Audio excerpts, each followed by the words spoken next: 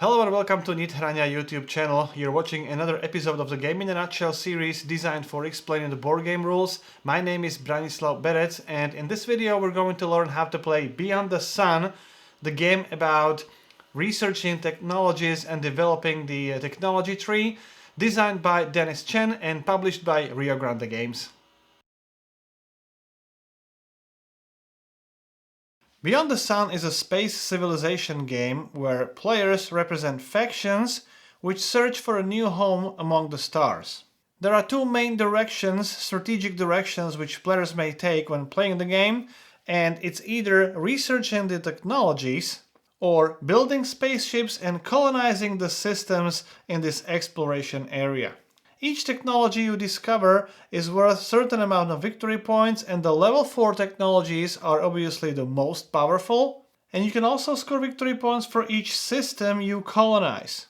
At the end of the game, the player with the most victory points is the winner, and that may be the player who researched most technologies, or the player who colonized the most systems, or even the player who chose the balanced approach. First, sort the technology cards by their level.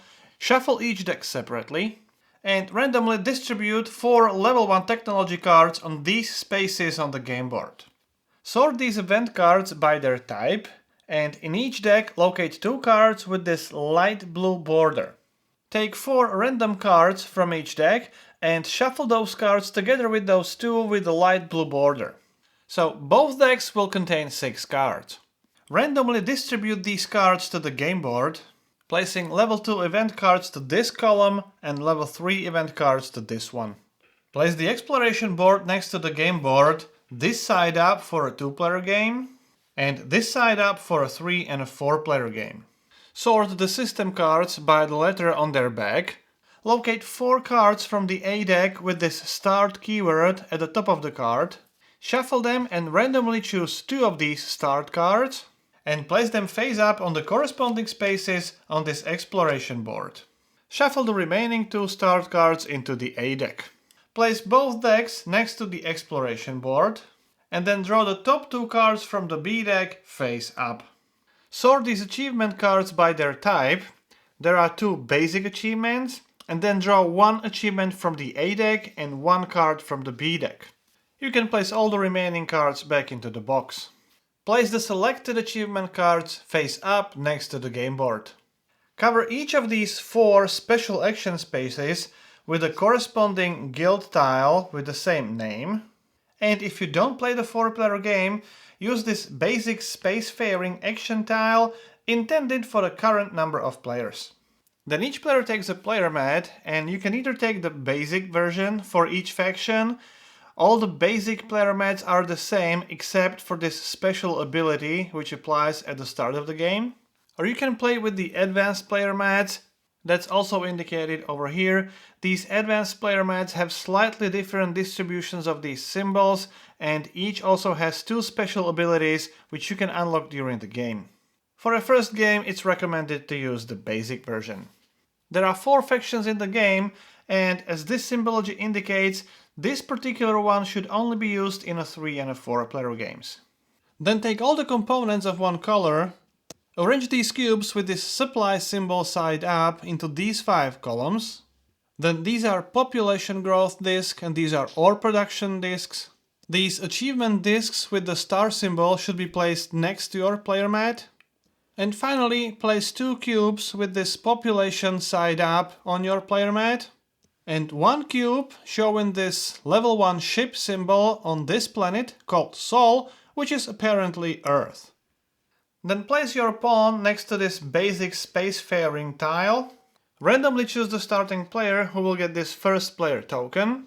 And then, as also indicated over here on the player mats, the first player in a player order should receive 1 ore, the second player also receives 1 ore, and third and fourth player would receive 2 ores. Finally, follow the special ability of your player mat at the end of the setup. Over here, this player gains 1 additional ore and places their level 1 ship in deep space, which is this space on the exploration board.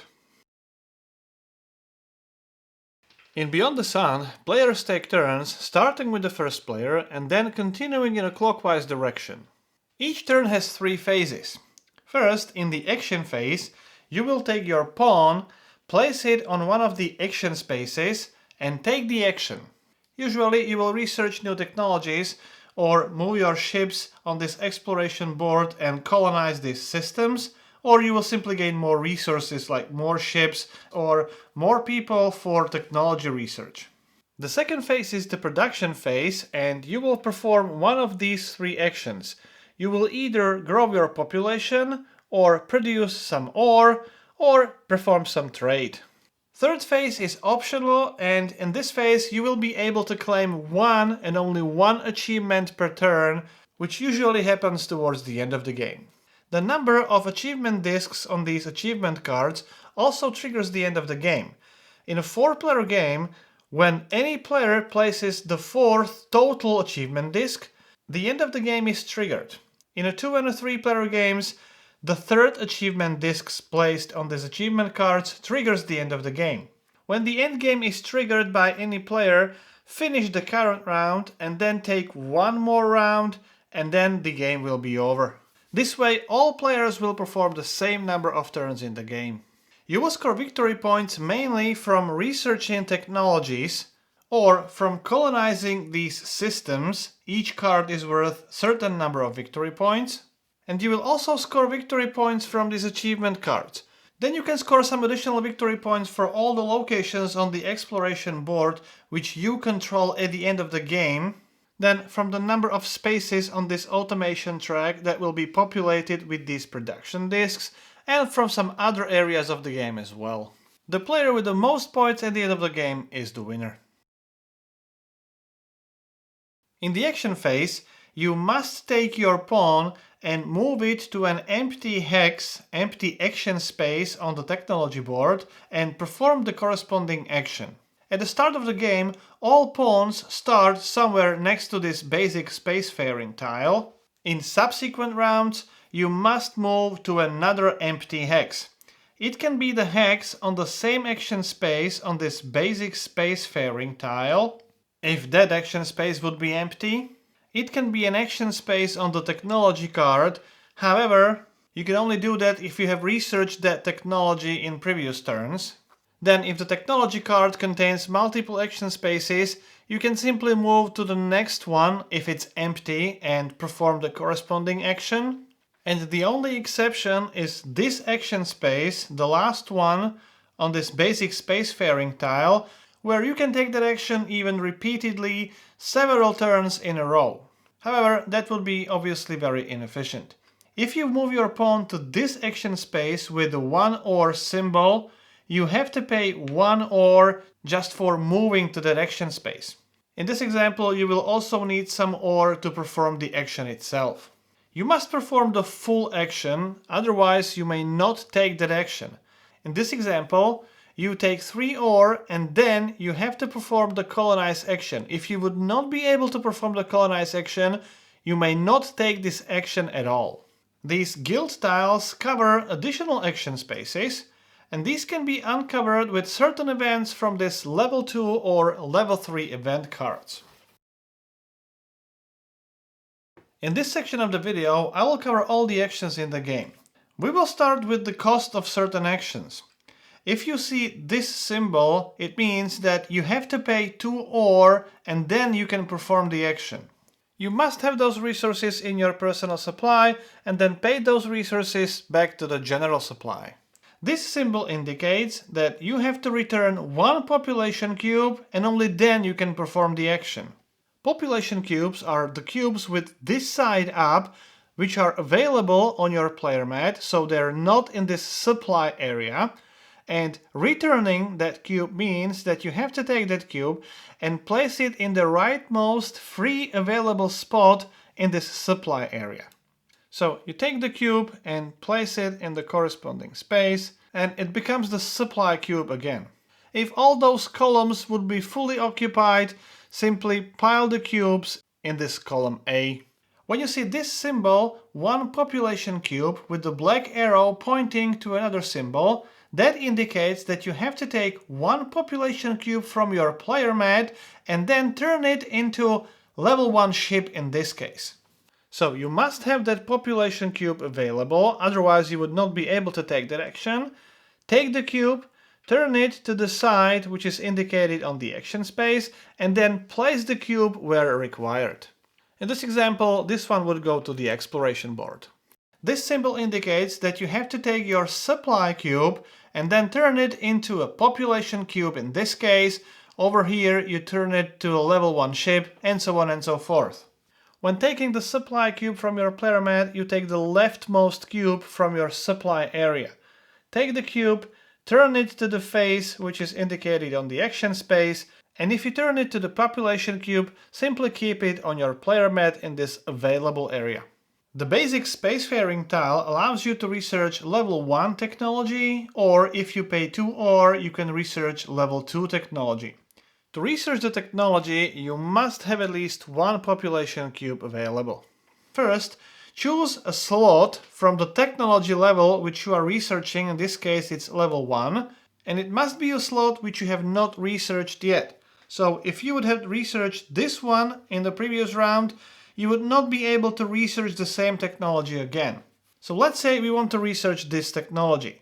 Any number of players can research the same technology. For level 1 technologies, there is no prerequisite. All players from this basic spacefaring tile can research any level 1 technology. However, level 2, level 3 and level 4 technologies all have prerequisites, and those prerequisites are indicated with these lines. So in this example, if this technology would be researched, first, both this one and this technology have to be researched by the same player. If the technology research symbol has this I symbol next to it, it indicates that you can only research a technology that has been already discovered, so one of these uncovered technology.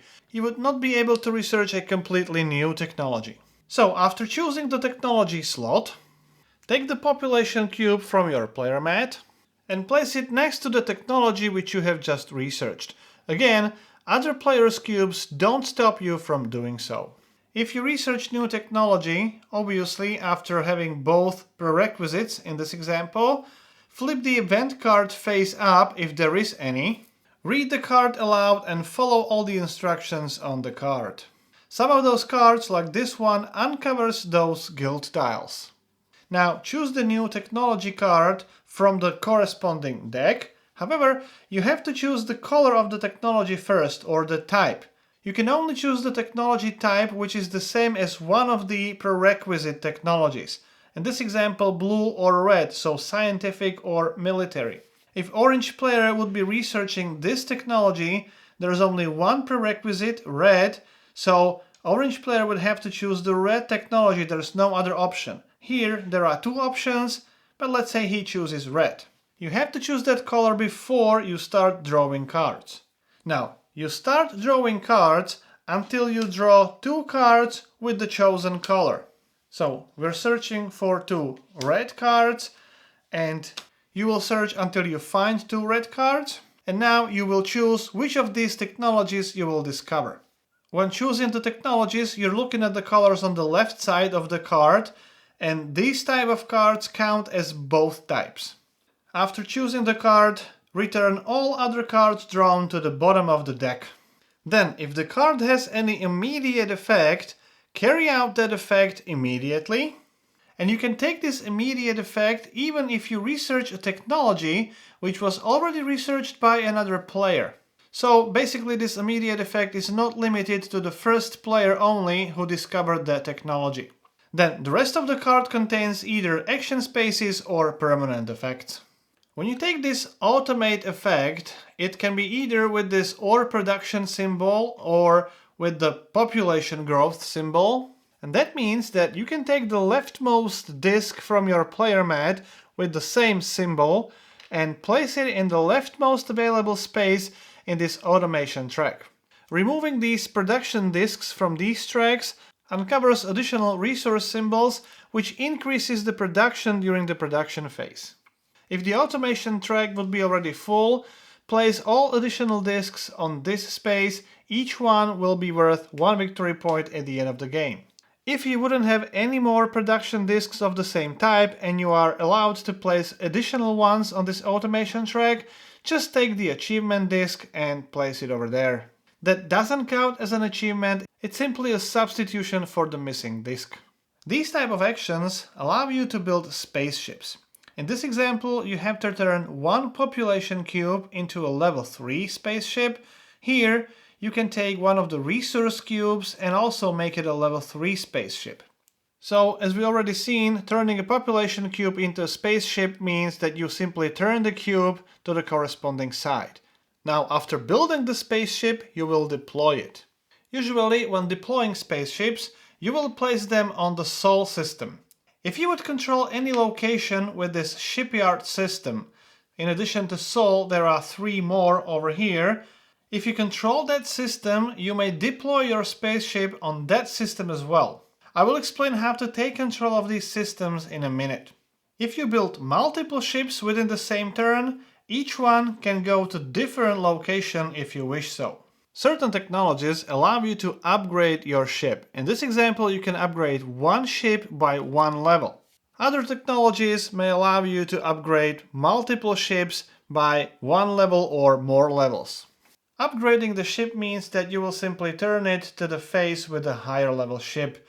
Your ship may never be higher than level 4. With the jump action, you can move your ships on the exploration board, and the number behind the jump keyword indicates how many moves you can perform on the exploration board. One move is taking one of your ships and moving it from the current location to another adjacent location which is linked with one of these lines. Opponent's ships don't restrict your movement at all. With each move you can move any of your ships, so with jump 4 you can either take one ship and move it 4 times, or you can split those movement points. Jump action is the only action which you don't have to take as a full action. If you have 4 jumps, you may take 3 or 2 or just 1. Apart from Deep Space and Sol, all other locations can be controlled. So at the end of your movement, check for system control on all the locations. Location is controlled by the player with the highest military power, so with the highest sum of levels of all their ships. It's not the number of cubes, number of ships, but the sum of their levels. In this example, both blue and orange player have the military power too. If you come to a location and you have the highest military power in that location, you may build an outpost there, so you may place a disc, production disc of the type shown on that system. So you take it from your player mat and place it on the system to indicate that it's under your control. And if the system shows both types, you can choose which one you place there. However, to take control, your military power has to be higher than the power of a previous controller, so having the same power is not enough.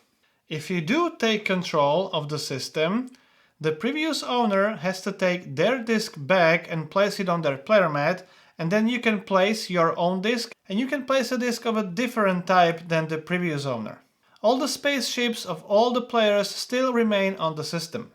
If you control the system and then you leave the system with one of your ships, other player may actually regain control outside of their turn.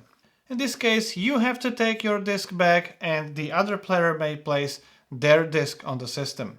If you leave the system and there are more players with the same highest military power, higher than your remaining power, you lose control of that system. However, no other player gains control of that system.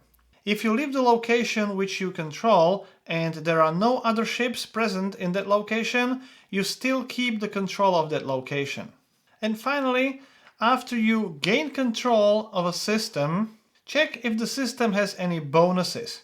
Those bonuses are marked with this icon. In this example, after gaining control, you gain 1 ore.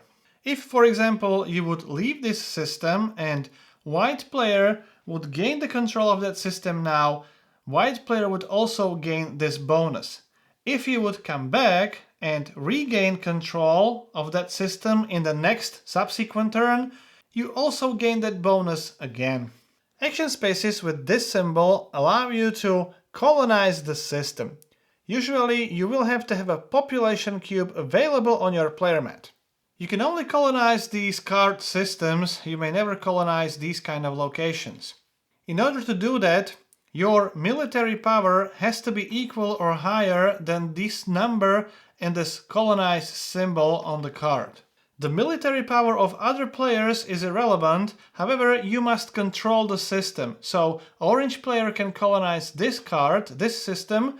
Over here, although the orange player has sufficient military power to colonize the system, orange player doesn't control that system, it's controlled by the blue player. So, when you take the colonize action, you may only colonize one system.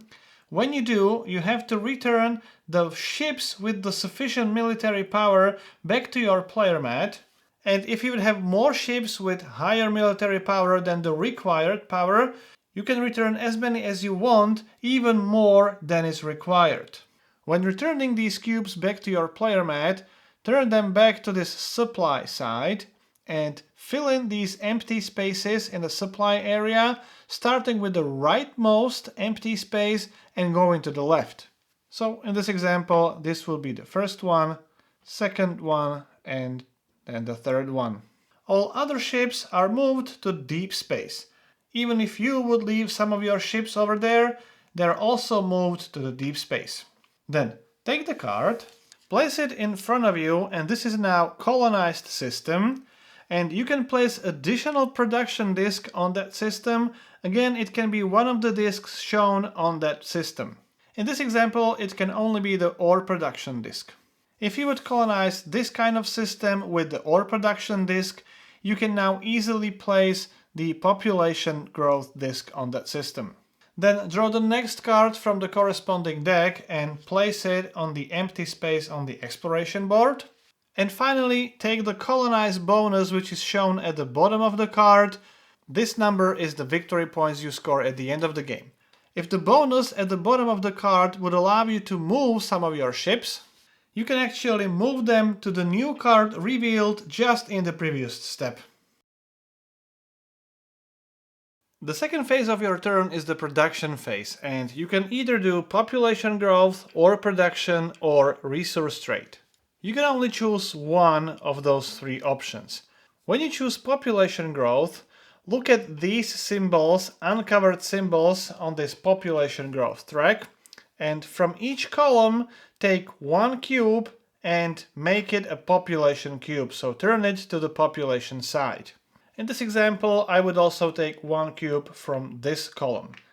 Now, in my next turn, if I would take the population growth again, there's no cube over here, so I would be only able to take one cube from this column.